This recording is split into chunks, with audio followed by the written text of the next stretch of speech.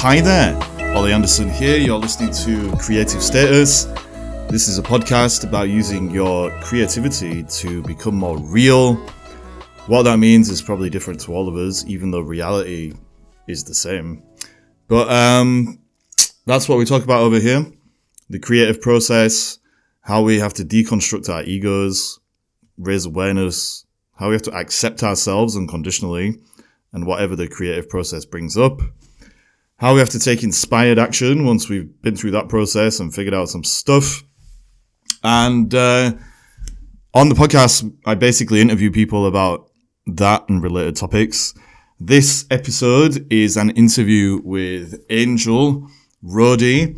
Anjl has a company called BrushCapades, where she goes out into organizations and she puts on workshops and that kind of thing, helping people to use the creative process through painting and that kind of thing to get out of their heads a little bit, stop holding back, figure out what's really going on inside them, be vulnerable, and to really share something that's real with other people, and a whole bunch of other things. So if you take that into account, she's a perfect guest for this show because ultimately she understands the whole thing that we're ranting and raving about over here.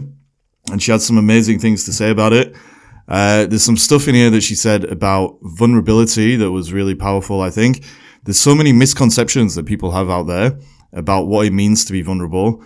Ultimately, they seem to think that it's just about pouring your guts all over the floor and playing with them in front of people. But actually, there's a real approach, which means that we're accepting that we feel a certain way and we're sharing that when it's relevant and necessary to do so, but we're growing through it. We're not letting it hold us back.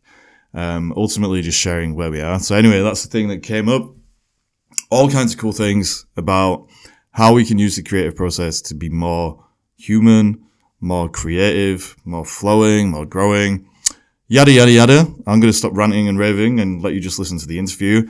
But if you get some value from this, please leave a review or something, or send me a DM and let me know who else might be a good guest. Anjl, thank you so much for your time, and everybody else. Enjoy the episode. Here we go. Oh, hi there, Anjl. Thank you so much for joining me today on Creative Status. You're a terribly artistic person with a lot of energy. I can sense that. So we're going to talk about creativity today because that's what this podcast is about. And I think we're going to be exploring that in relation to stress. Before we get on to all that, do you just feel like introducing yourself, telling people, who you are, what you're all about, and what you want to get from this conversation, if anything? Every day I feel like doing that. So yes, my name is Anjl Rodee, and I have a company called BrushCapades, and I basically teach about the importance of creativity to teams, corporate teams all over the world, actually. So through the medium of painting and drawing, but it's pretty much a lesson about how important creativity is. Wow. So one thing that always pops up on this podcast, or one little thing that I always like to ramble about anyway, is that creativity isn't just about painting pictures or taking photos and all that kind of stuff. Obviously, you work in that area, but do you find that creativity itself is much bigger than that kind of thing? And if so, how would you describe that to people? The way that I've heard creativity defined is making something out of nothing. So, that could be bread. That could be a sweater that is knit. That could be a perfect circle of stones on the ground. Really? Because that wasn't there before. We're the only living creature that makes things out of nothing just to do it. Not because we need a nest or to impress a mate. And it's really inherent to what we are as a creature. So I always tell everybody, go back to your LinkedIn and after whatever it is you do for your occupation, put /artist. I don't think anyone's taken me up on it, but I'm pushing it. I might try that after this. Let's see how it goes. It feels like a lofty word. It feels like if you say you're an artist, that either means you've got stuff in galleries or you're sleeping on your girlfriend's couch. Yes. Maybe both. But it feels like a weird, lofty word that's hard to own, doesn't it?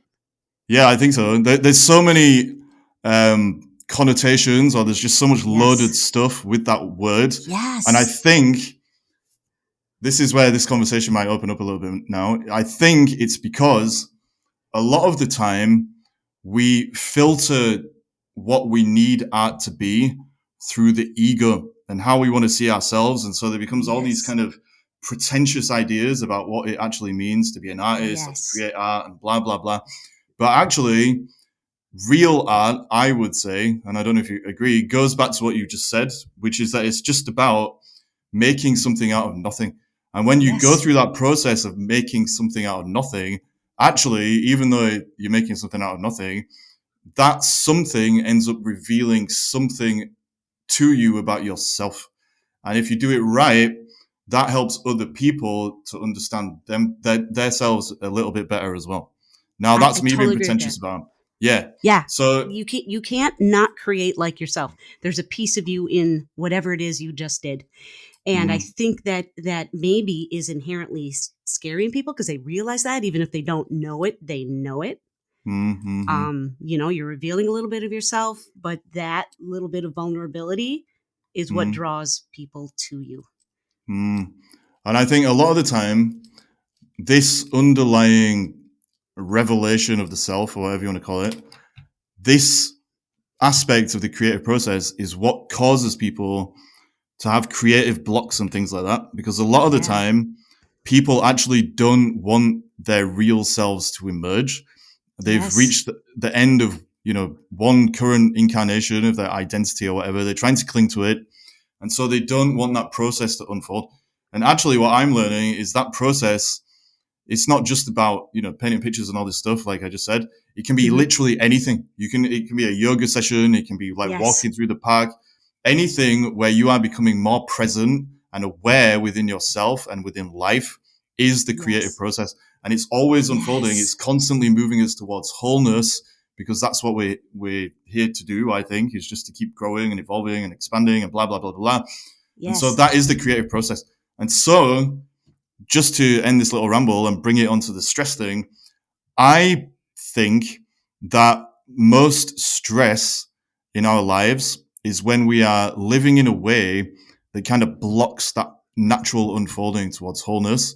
So it can be like psychological barriers that we erect, or the identity stuff that we cling to that stops us flowing.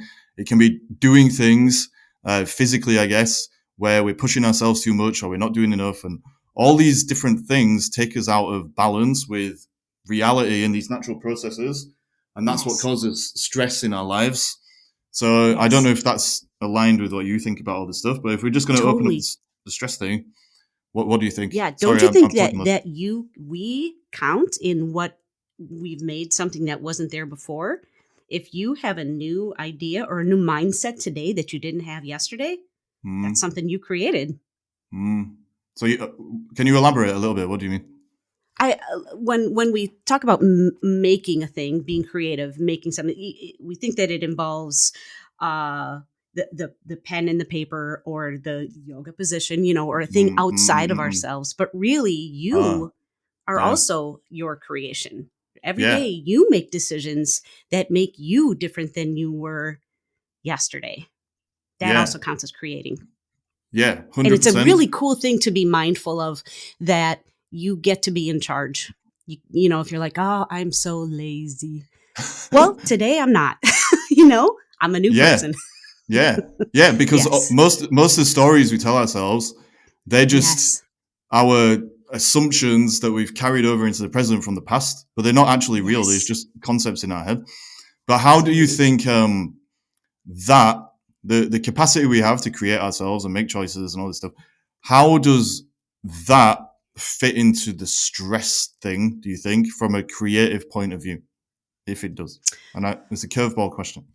It is a super curveball question. Let me see if, and correct me if I'm off course, but I think that a lot of the stress, I'm going to just go out on a limb and say all of the stress and fear and anxiety that we see as a real thing in the world is actually, just like you said, a little voice inside our head, a story we tell ourselves. I've just as an example, I am taking care of my cousin's dogs. They live next door, 3 dogs, taking care of them for 8 days. And I was Wow. really, really anxious about how me, who just has a cat, and I have to empty the litter box every few days. Other than that, she pretty much ignores me to to be in charge of animals that need you. It filled me with a lot of anxiety. I'm like, I got a lot of work to do. I don't know if I'm going to be able to do this. I'm totally able to do it. So that is an anxiety that I built up inside myself that wasn't an actual thing. It is a story that I told myself that it was going to be overwhelming. So you weren't in the... Sorry. Oh, I was just going to say, so I think that, a lot of things that we think of as a stressor, we're kind of stressing ourselves out, because we could also tell ourselves, this is going to be a challenge that I am up for. Then you're excited about that same thing that's coming up that could have potentially been a stressor. And yeah. Yeah. Like, this is something that I've found in my own life. So I think, really, like, it sounds a bit extreme, and some people will obviously disagree, but really, there are no problems in life.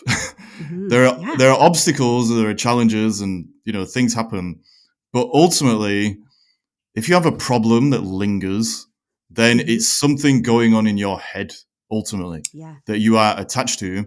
Because if you realize that there is a problem, your brain is either going to go into solution mode, and you'll find a solution, and then you'll do something about it so you won't have a problem.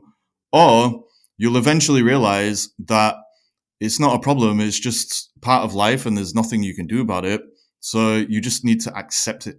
And the problem actually isn't something external, it's a lack of acceptance of the truth about life within inside yourself. And again, that comes down to the stories we're telling ourselves. And so when you view things through that lens, that makes it a lot easier to get into this creative flow state. And again, it always comes back to the identity issue.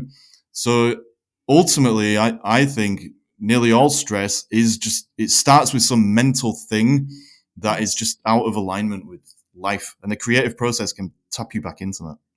Absolutely. And we're not perfect people. We're going to get stressed. We're going to get scared and stuff. But if at some point you can stop yourself and say, hang on, what is another message I can give myself today? Yeah, I'm really, this thing feels really stressful, but what is a positive thing? And then just stare at that thing emotionally, stare at that thing.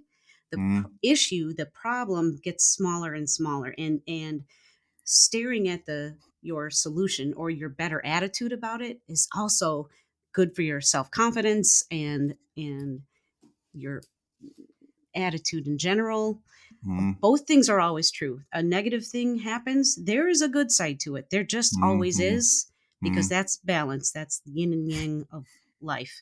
You can decide which one you stare at. You can stare at the scary stuff, or you can say, now what is also a good thing that can come from this?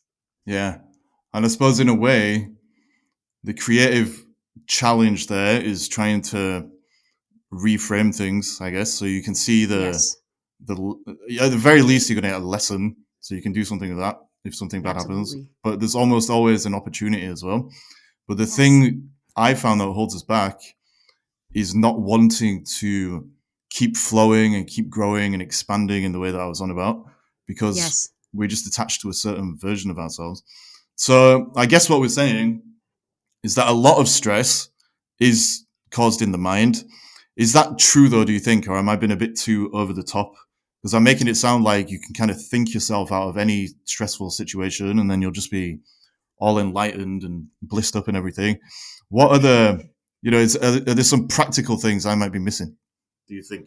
I don't think so. I think that there may be something to the fact that people just have things going on chemically in their head, and they just need a chemical balancing thing. Whether I'm not saying no to that, but I am saying there is a way to help think your way out of a stress thing, and meditating is one way to get there.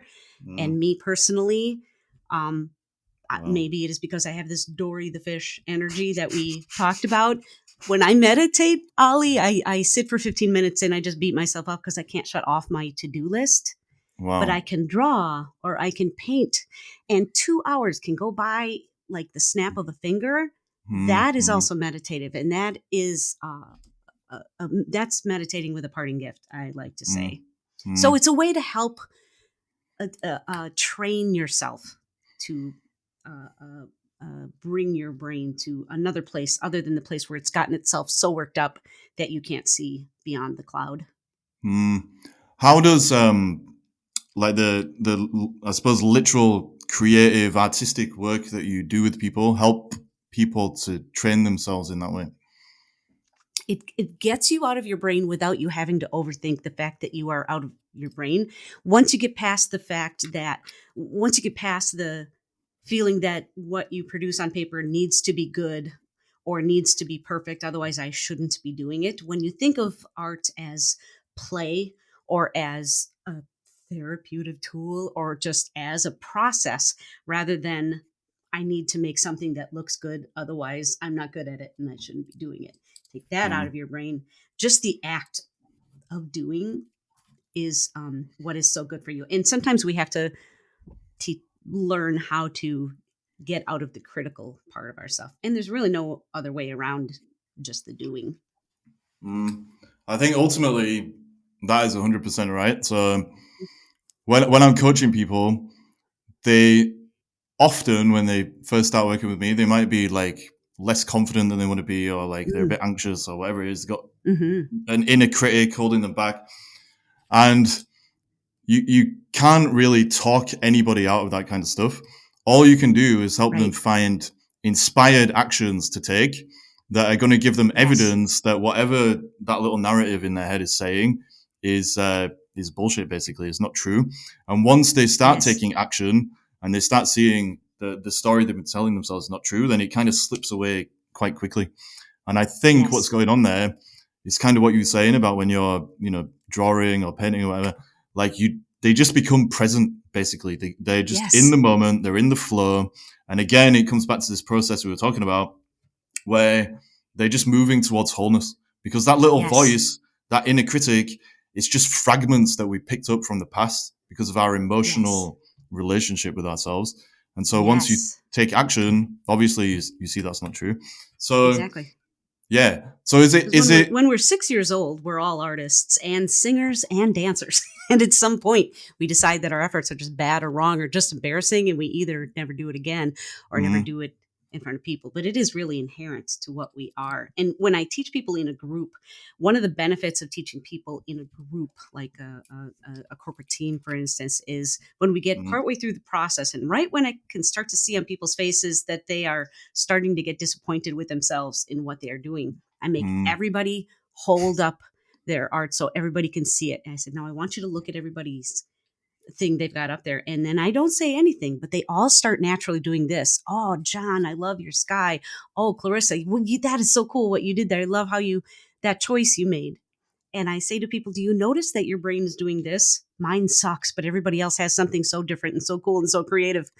And then I say, I don't have a left lobe. My mom says I qualify for handicap parking and I am looking into it, but I know that math doesn't work out. If we're all thinking ours is the only sucky one, then it can't be true. Yeah.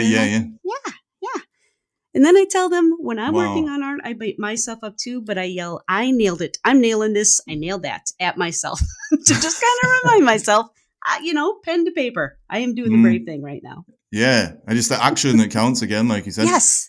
Why do you think most people in a group are telling themselves this story that theirs sucks? Like, where does this come from? Like, it seems to be like a bit of a emotional pandemic that's taking place in the world. Everyone thinks their creative work sucks or whatever. Or some people are just compensating and they're almost too confident potentially. But in general, there seems to be a lack of balance. I don't know if I'm making things up, but that's how it seems. I think like a part of it comes from the fact that they are watching an instructor do it and they feel like if mine doesn't look exactly like hers, then mine is wrong. And so I remind people, if Andy Warhol and Van Gogh were both on your team and trying to paint like each other, they'd be having aneurysms, but they're both amazing. Wow. Yeah. And the other thing is, I think social media just doesn't help because everybody puts their best stuff up there. I've been thinking lately, I think I'm going to start posting my my sucky drawings because I've got them and I don't post them. But I think it's important to see that even somebody who does this for a living has, they're not successful. My drawing wasn't successful, but I learned something from it. And so therefore that thing is just as valuable as the ones that really turned out. Wow. So I think that's a part of it too. And then just, when you hit a certain age, somewhere between 6 and 13, where you just decide that everything you put out is wrong or bad. And like I said, art is inherent. And I think if we met on a tennis court and you hadn't played tennis before, and this was tennis 101, you wouldn't expect yourself to be good, but that's what you fine with it. I'll whack away at it.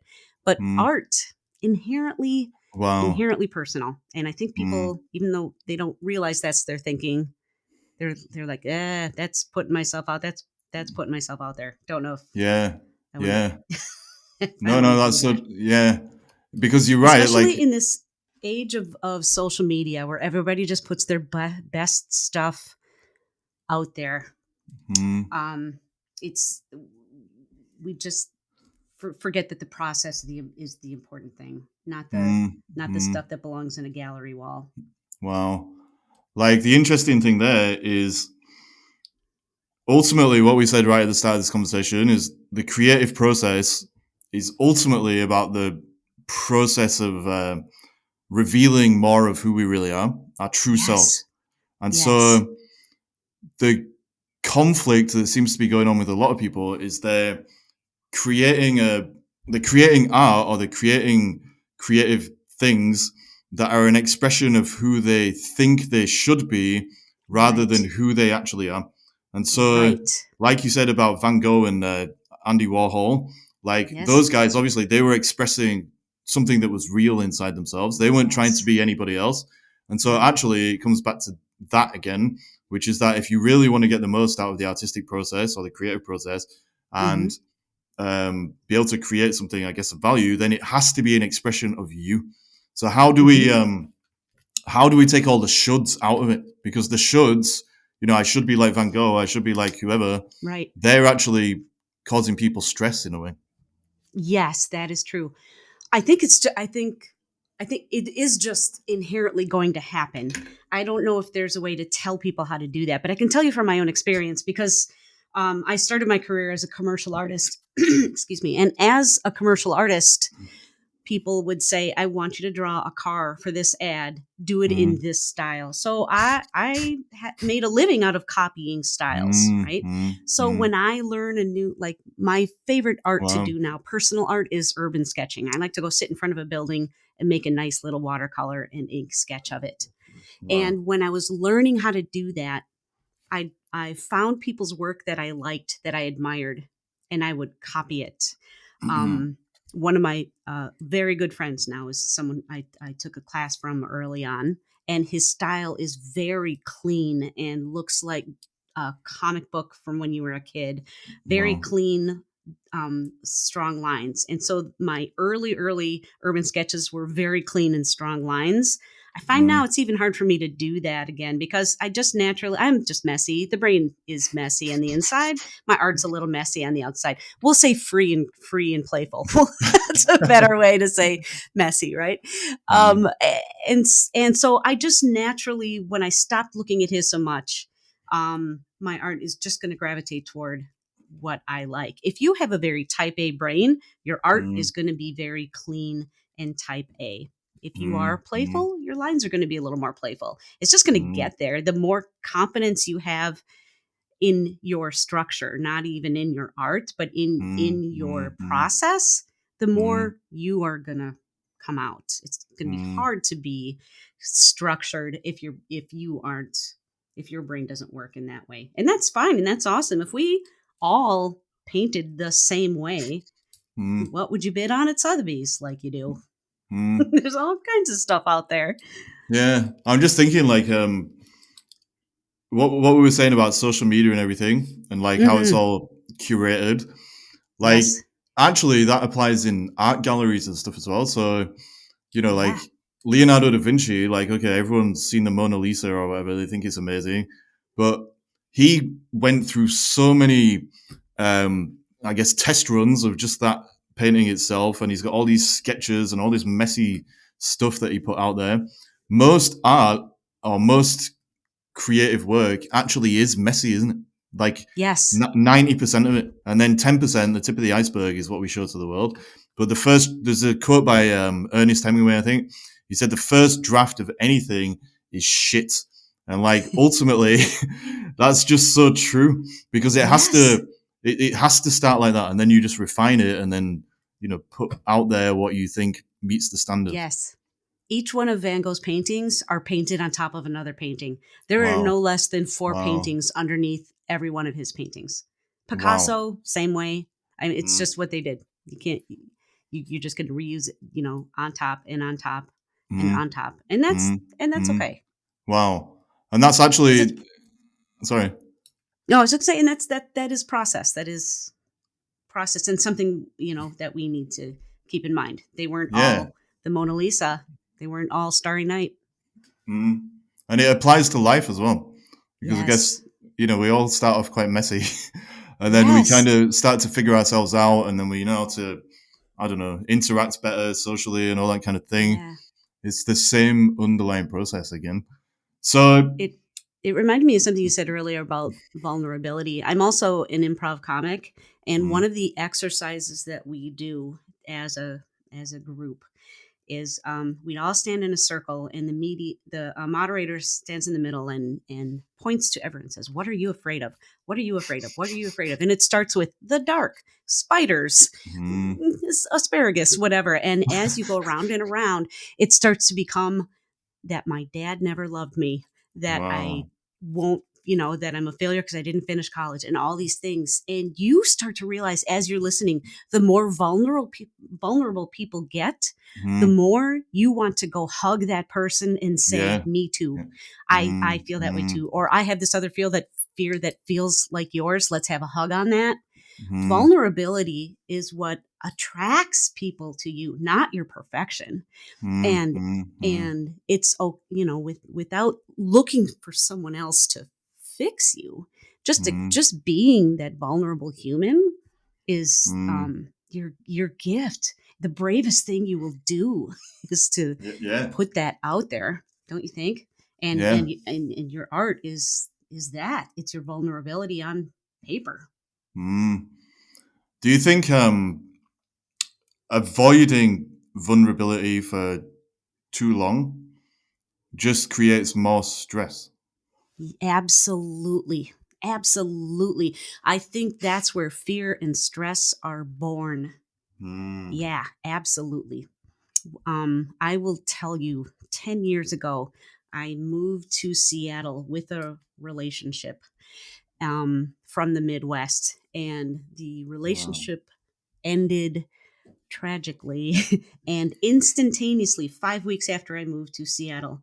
And he was a pilot, note to self, and he gave me 2 weeks to find somewhere else to live, and I didn't have a job, so I squatted for a while.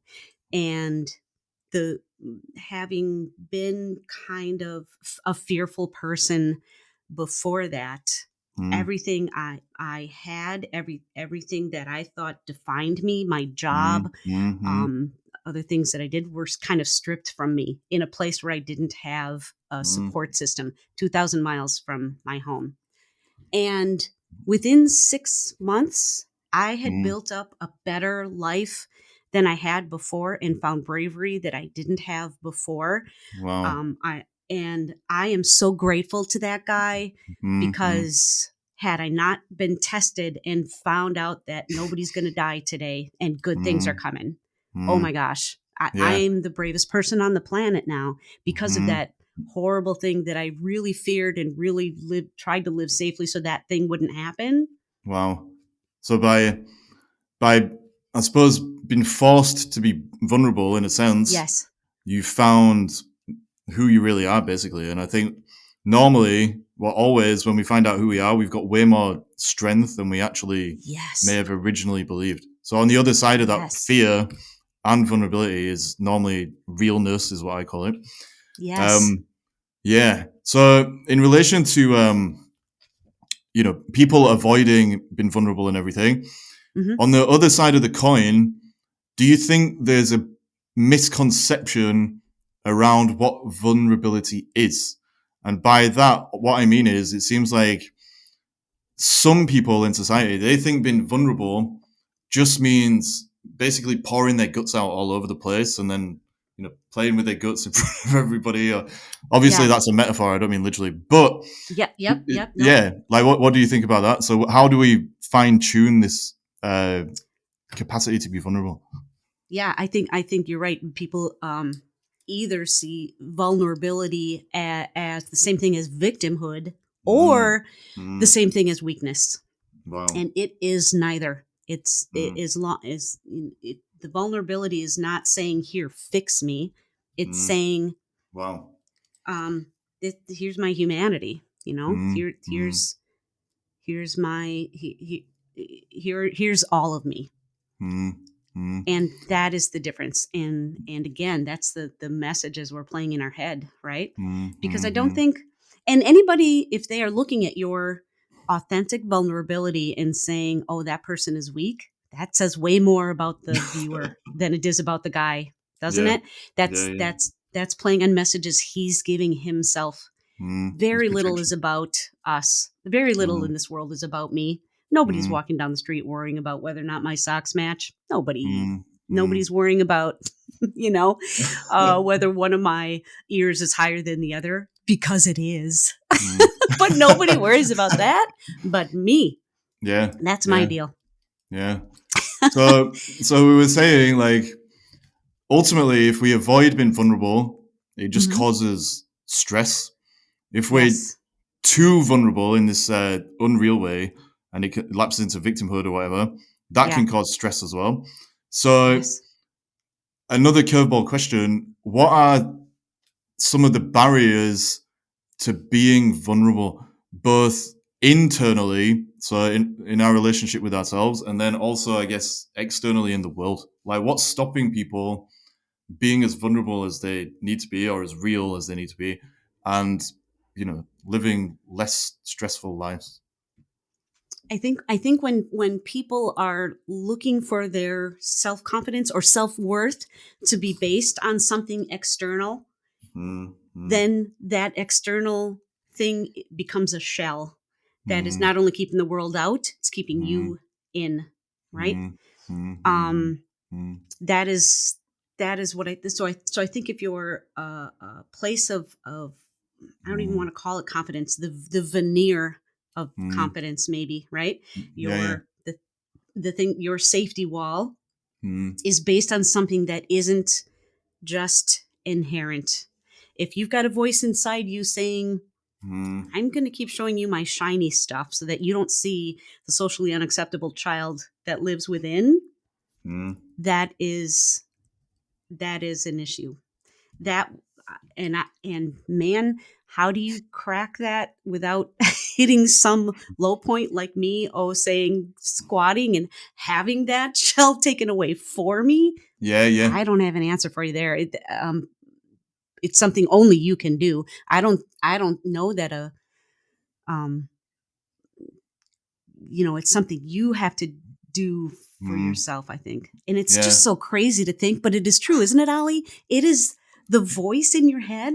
So you have complete control in turning that voice off. In a second, you can be like, well, this is my story now. It doesn't feel that easy. I know it doesn't feel that easy. It's but simple. That's the reality, don't you think? Yeah, 100%. So I always think there's two ways to go about this. Ultimately, what we're talking about is stepping back from ego or identity or whatever you want to call it, stepping back from this version of ourselves we've constructed to deal with all the shame, guilt, and or trauma that we picked up in childhood, like you were saying. And most people, this is out here, right? They're born and life is good. They're kids, spontaneous, running around free. Then something normally happens that causes them to feel ashamed of themselves or to feel bad about who they are. And then they put a mask on to hide the parts of themselves that have been shamed. So let's say, just hypothetically, somebody, I don't know, a kid has a bad temper or something, and their parents shame the anger, so they send the anger into hiding. And then when they grow up, they've ended up being a people pleaser because they're totally detached from the angry side of themselves. And anger is a healthy emotion like anything else. And so that part of them has been disowned. It goes into hiding. And then they create a false version of themselves, like I keep saying, to keep that hidden, keep it at bay. And for most people, that version of themselves, the ego, just ends up being automatic. They're just going through life on autopilot. They might feel a void inside themselves. They might feel a bit restless, whatever, but they don't know why that is, because as far as they're concerned, this mask that they've put on is who they are. They forgot that they even put a mask on in the first place. Then two things can happen. So one, something bad in scare quotes might happen where they hit rock bottom. So for you ended up squatting. In my life, I was ill and it woke me up to all kinds of things. Basically, when you hit rock bottom, you can no longer hide from yourself. And that's when you can see like your true vulnerability, your true realness. You see what's actually there and you can build on a solid foundation. So actually rock bottom, it almost always turns out to be a blessing. That's what I've found when 100%. I talk to people. But ideally, you don't want to hit rock bottom, dude. So I think another way that people can wake up is through some kind of, spiritual practice or whatever you want to call it, where, they're having these kind of moments that you were talking about, actually, where they get into the present moment, they get into the flow state. Maybe they're meditating, doing yoga, going for a hike, having a peak experience, whatever it is.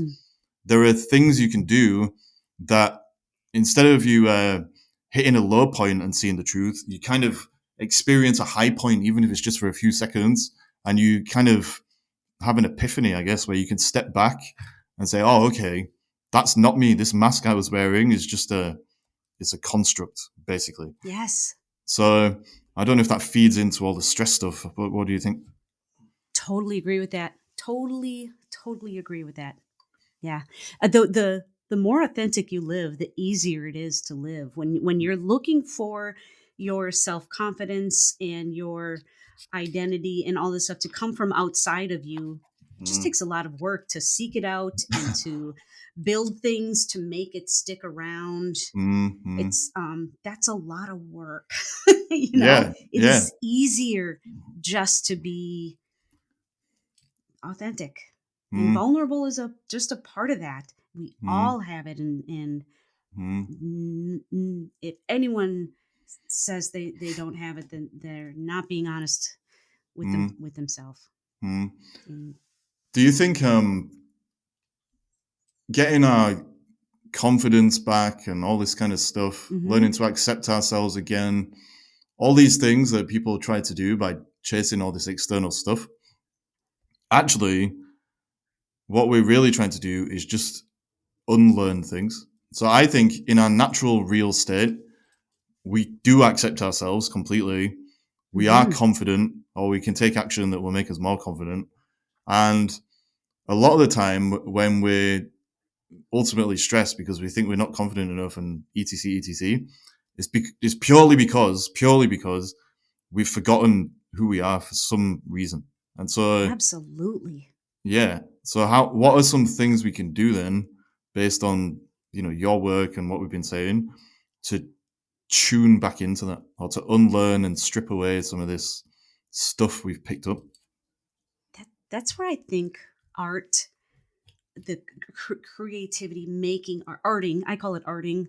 Arting is such a great, if not baby step, it's at least a step. Because if you don't know where to start, putting brush to canvas or pen to paper and just starting, you are just connecting. That movement is connecting you with the inside, but whatever comes out on that paper is you, but it's disconnected to you a little bit. So you can say, well, that little mark there, I love that mark and I'm proud of that mark. It's a baby step to being able to say that about yourself, because if you're really in a self-deprecating mode, it's really hard to just turn around and go, oh, but today I'm amazing. No, but this little mark that I made and this little painting I made, it's amazing. I did it. It's amazing. And it's a part of me. To me, it's such a great baby step to that self-confidence and self-love, which is so hard, and self-acceptance. It's so hard, but so important. You've got to start from a place of self-love in order to love well. If you don't have self-love and you're looking for that to come from your friends, from your partner, from your teachers, from your mentors, then as soon as that person is gone, you're back to zero again. But if you start in a full place, and it's all infinite, you know, it's just going to reflect rather than fill. Coming from someone else is going to reflect. And I just feel like arting is such a great place to start the process. Yeah. I love that way of describing it. Like, it's, so let's say people are stressed or they're depressed or they're feeling anxious or whatever. There isn't going to be a panacea, is there, where they can just click their fingers or click their heels together and return home from Oz or whatever. Like, it's a process. And the reason, actually, the reason they found themselves being depressed and anxious is because they, for whatever reason, and it's not through no fault of their own a lot of the time, but they ended up making choices about their identity and the way they see life and so on and so forth that has made them tell themselves a story that's led to this state of stress, depression, anxiety, whatever. And so the only way back home, so to speak, is to reverse the process, even if it's just in increments, like you're saying. So, you know, you draw a little picture, you get some self-validation, whatever, instead of doing it externally, and you can return step by step, I guess, back home. Sometimes you might have a big epiphany and, like, you know, something amazing happen. I just mentioned depression and anxiety. How do you think that fits into all this stuff that we've been saying? Those two things. Again, because arting is such a good meditative process. It's when that big black cloud is over your head, it's hard to see outside of it. So just using a little color. I still beat myself up when I'm painting too. I'm still like, that's not my favorite tree. But I can also say at the same time, I nailed it. I nailed that tree. I'm nailing this, and I nailed that. And I do say that all the live long day with the eggs I make in the morning, the paintings I make during the day, and my attempt at meditation later. Nailed it, even though I didn't. But I can laugh at myself a little bit and move on to the next thing. Or I really did nail the thing, and I need to celebrate that. I just walk around. You can probably tell from my voice. I walk around celebrating everything, and I'm sure I annoy people, but I am just I really dig that little vibrating that happens in your body remember when you're a child and your birthday is coming, or you're on your way to your grandma's house for Christmas. I can invoke that feeling by looking outside my window and noticing just different patterns on the water. Get me. I'm like, this water is a living thing. That's amazing. Yeah. Yeah. And so I love to get myself excited about things, and that keeps me in a place where it keeps me out of what might be depressing or whatever. Am I getting off track? I've had so much caffeine already today. It's okay. I've had loads as well, so I've been dancing around while you were talking. But ultimately, I think the theme of this conversation is it's basically about our inner state. And like, maybe I'm just basically everywhere I've been going this week, I've been talking about this inner state. The inner state and managing that is basically the most important thing we can do for our lives.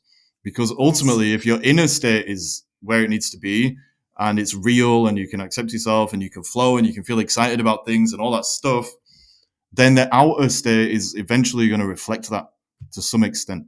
That's how I've found it. So do you think, a way of kind of summarizing everything we've talked about is linked to that idea, just to throw another curveball at you. Yeah, absolutely. Absolutely. And if you don't know how to connect to that inner state, because some people Wow. haven't, found it yet, Mm, put mm, a pen to paper and start making circles, and wow. make circles with your breath. Upper half of the circle with your breath in, lower half of the circle with your breath out. Be Wow. mindful about the pen hitting the paper and the pen leaving the paper. Mm, That will help you connect to the inside. mm, And mm. yes, absolutely. And you are a part of everything. What a Yeah. powerful Yeah. spot you're in, what Yeah. a powerful thing that is. Mm, And wow. when you give yourself the power to say, today, I Mm, am not a lazy human. Today, I am resting up for something really big, mm, mm. right?